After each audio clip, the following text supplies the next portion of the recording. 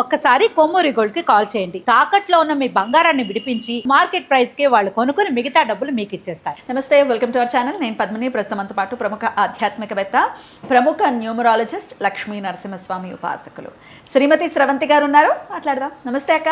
నమస్తే పద్మిని. అక్క, మీకు బావగారికి సంబంధించి చాలా ఒక పెద్ద వర్క్ అయిపోయింది అని చెప్పి మీరు రీసెంట్గా చెప్పడం జరిగింది కదా.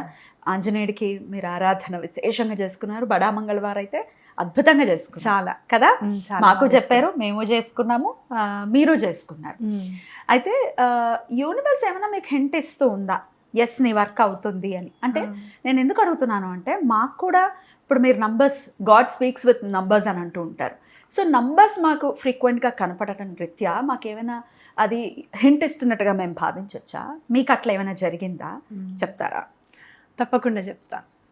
బావగారు పోయిన తర్వాత నేను అనుకుంది ఏంటి అని అంటే, ఉన్న వాళ్ళందరూ మనకి హెల్ప్ చేస్తారు, కనీసం మాట సహాయంగా ఉంటారు అని ఎక్స్పెక్ట్ చేయడం అనేది ప్రతి మనిషి చేసేది. అదే అంటే నన్ను కాకపోయినా నా పిల్లల్నైనా సరే దగ్గర తీస్తారు అనేది మనం అనుకుంటాం కదా జనరల్గా. అట్లా పిల్లల్ని కూడా దగ్గర తీయకుండా, లేదు అంటే సంబంధ బాంధవ్యాలు అనేవి ఏవి లేవు ఇంకా అన్న రీతిన బిహేవ్ చేస్తూ ఉంటే చాలా బాధ అనిపించింది నాకు. ముందు కూడా అలానే ఉండేవారు కదా, అందరి ముందు అలానే ఉండేవారు, అంతకు ముందు కూడా అలానే ఉండేవారు.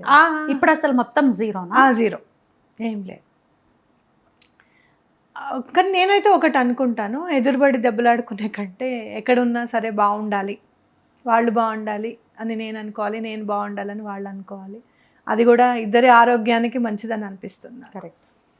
అయితే పిల్లలు విషయంగా ఆలోచిస్తే మాత్రం చాలా బాధ అనిపిస్తుంది. ఎందుకనంటే అనునయించే వాళ్ళు, నా అనుకునే వాళ్ళు పిల్లలకి ఎవరు ఉన్నారు అనేది ఒక ప్రశ్న. మా చెల్లెలు తప్పించి ఇంకెవరు ఉన్నారు అని అనిపిస్తుంది కదా మనకి. పొద్దు కలపద్దులే కదా కాదురా, చుట్టాలు, బ్లడ్ రిలేషన్స్ గురించి మాట్లాడుతున్నాను నేను. ఇప్పుడు మీలాంటి వాళ్ళే అయ్యో అక్క చాలా అంటే చాలా మంచిదనో, లేదంటే చాలా బాగా మాట్లాడతారనో, చాలా ప్రేమను చూపిస్తారనో, మీరు ఈ 4-5 ఏళ్లలోనే నువ్వు నా మీద పెంచుకున్న ప్రేమ వీళ్ళెవరూ కూడా 20 ఏళ్లలో నా మీద చూపించలేకపోతున్నారా అంటే నేను వాళ్ళకి అంత అర్థం కానట్టు ఉన్నానా అనే ఆలోచన ఉంది. చూసావు, చాలా బాధాకరంగా అనిపిస్తుంది, చాలా బాధ అనిపిస్తుంది. అయితే అట్లా అని అందరూ లేదు, కొన్ని డైరెక్ట్గా చెప్పలేను ఎవరు మాట్లాడుతున్నారు, ఎవరు మన వైపు మాట్లాడుతున్నారు ఏంటి అనేది కూడా మనం కొన్ని సందర్భాల్లో ఎవరి గురించి చెప్పలేము కూడా ఇక్కడ. అయితే ఇట్లా బాధపడుతున్న సమయంలో నాకు బడా మంగళవారం గురించి నేను తెలుసుకున్నాను. నేను ఏదున్నా ఉన్నది ఉన్నట్టే చెప్తాను. నాకు లాస్ట్ ఇయర్ వరకు కూడా బడా మంగళవారం గురించి తెలియదు. ఈసారి నాకు కూడా తెలిసింది బడా మంగళవారం అంటే ఏంటంటే, జ్యేష్ఠ మాసంలో వచ్చే మంగళవారాల్ని బడా మంగళవారం అంటాం. అయితే నేను ఏం చేశాను అని అంటే, మనకంటే ముందు ఉంటారనమాట నార్త్ వాళ్ళు, వాళ్ళ బడా మంగళవారం నుంచి స్టార్ట్ చేసి మన బడా మంగళవారం వరకు చేశాను. అంటే రిపీట్ చేసుకుంటూ వచ్చాను అనమాట. అయితే ఫస్ట్ చేసినప్పుడు నిమిత్తంగా ఒక ఆలోచన లేదు నాకు. అంటే నేనేం చెయ్యాలి అనేది నాకు క్లారిటీ లేదు అస్సలు. స్టార్ట్ చేస్తున్న టైంలోనే నాకు యూనివర్స్ నుంచి ఇండికేషన్స్ చాలా, అంటే డబల్ నెంబర్స్ కనపడడం అనమాట. అంటే కార్ మీద 15-15, 36-36, 57-57, 70-70, ఏదో ఒక నెంబర్, ఏ నెంబర్స్ అయినా నేను చూసుకుంటే వే బ్యాక్ చూస్తే ఒకటే రోజు near about 50 times numbers repeat, double numbers. అప్పుడు నేను అనుకున్న universe is trying to help me. Double number ఏంటి అంటే మిర్రర్ ఇమేజ్. నువ్వేం చేస్తున్నావో నీకు అది వస్తుంది, నువ్వేది ప్రయత్నం చేస్తున్నావో అది నీ చేతికి అందుతుంది, నువ్వు దేని మీద దృష్టి పెట్టావో అది నీకు ఇవ్వడానికి ఏంజల్స్ హెల్ప్ చేస్తున్నాయి. నువ్వు యూనివర్స్కి మంచి చేస్తున్నావో యూనివర్స్ నీకు మంచి ఇస్తుంది.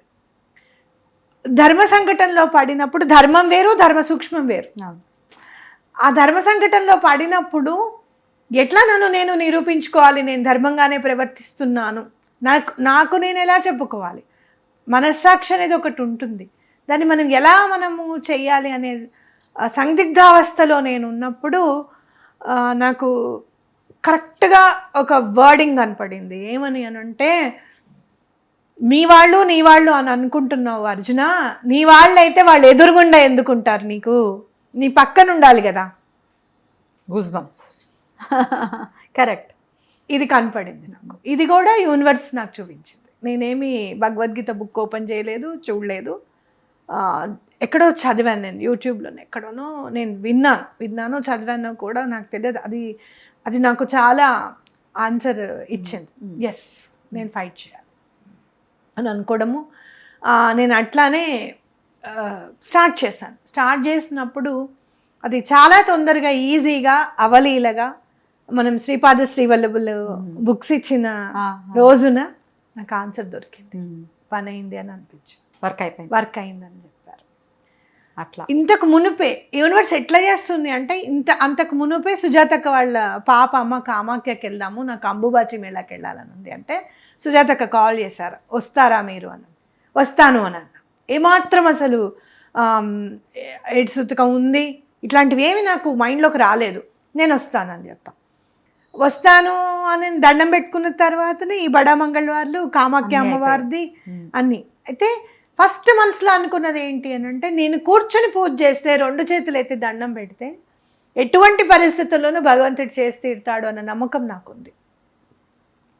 ఎవరికి ఏ పని కావాలన్నా కూడా, అయ్యో వాళ్ళు చాలా బాధపడుతున్నారంటే నేను చెప్పులు ఇప్పేసి 2 చేతులు ఎత్తి దండం పెడతాను. ఇలా ఈ 2 చేతులు ఎత్తి దండం పెట్టిన తర్వాతే బావగారికి మింగుడు పడడం స్టార్ట్ అయింది. మళ్ళీ వారాయం వారికి దండం పెట్టుకున్నాక అట్లా ఖచ్చితంగా అయిపోతుంది పని. అయ్యో నేను కూర్చొని పూజ చేసుకునే దాంట్లో నేను లేను కదా, ఇప్పుడు ఈ గుప్త నవరాత్రులు చేసుకోలేను, కూర్చొని హనుమాన్ చాలీసా చదవలేను, నేను ఏం చేయలేను కదా, ఎయిడ్స్ ఉతకం కదా అని ఉన్నప్పుడు ఈ బడా మంగళవార్లు చేయడానికి నాకు అడ్డు అని నాకు అనిపించలేదు. నేను చేస్తాను అనుకున్నాను, నేను చేసేసాను. ఇప్పుడు నీతో అంటుంటే నాకు ఇప్పుడు అవును కదా ఎయిడ్స్ ఉతకంలో చేశాను అన్నాను. అప్పుడు నాకు ఎక్కడ డౌట్ రాలేదు. కామాఖ్యకి వెళ్ళాలి అని అనుకున్నప్పుడు నాకు డౌట్ రాలేదు. నన్ను చేయబట్టుకొని స్వామి నడిపించి తీసుకెళ్ళి ఏమేం చేయాలో, కర్మ పరిపక్వం అవ్వడానికి నేను ఏమేం చేయాలో అన్ని నాతో చేయించి వర్క్ కంప్లీట్. ఈ టైంలో జరగాలి, మీ పర్టికులర్ వర్క్ అవ్వాలి అని అంటే ఈ టైంలో మీరు ఈ ఆరాధన చేసి తీరాల్సిందే. Overcome the obstacles. అవును, రైట్. అవును.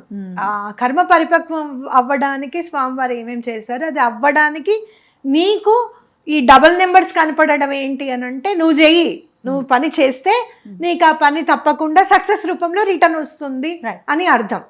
మీకు తప్పకుండా నువ్వు కూడా చూడు, ఏదైనా పని అనుకొని నాకు ఇట్లా డబుల్ నెంబర్స్ కనపడాలి అని చెప్పి అనుకో, ఖచ్చితంగా నువ్వు ఇంటికి వెళ్ళే లోపల 5 or 6 సిరీస్ తప్పకుండా కనపడతాయి.